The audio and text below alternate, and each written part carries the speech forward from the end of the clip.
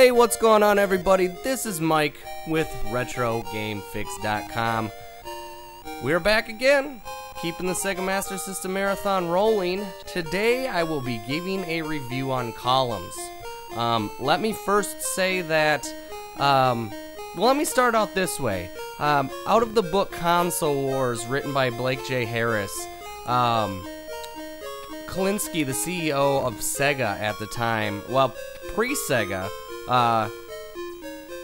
said that, you know, in comparison to the Game Boy and Tetris, said the Game Gear, and now this is Sega Master System obviously, but essentially the same game, featured a similar game called Columns, which seemed to be equally as addictive, yet instead of staring at the dull yellow coloring of the Game Boy, he was playing with vivid, glorious colors.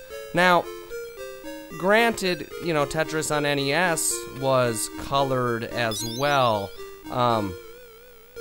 but to say it was equally as addictive seems like a reach, in my opinion.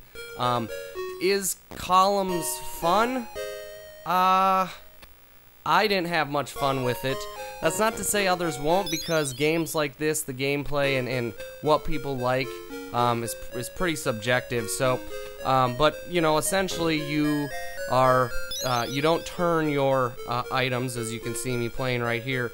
You just kind of scroll through a variety of colors in order to match colors and to get combos of 3, which will then eliminate the line and so on and so forth. Very similar to Tetris, other than you're using colors and combos of 3. One part that came up later in the book about Columns, Kalinske noted that each time someone snickered at Sega's underwhelming roster of games, he shrugged, or you know, they shrugged or referred to Columns as the retarded version of Tetris. Now, I don't know if I would be quite as crude as those people that were saying that to him, but I would say that I personally, like I said, don't think it's very fun. Yeah, I mean, I suppose at the time it was colorful, and I suppose it, you know, was probably maybe addicting because it was new back then, but in my opinion, Tetris holds up. This game doesn't, and it's hard to do a review of Columns without making that comparison, again, in my opinion.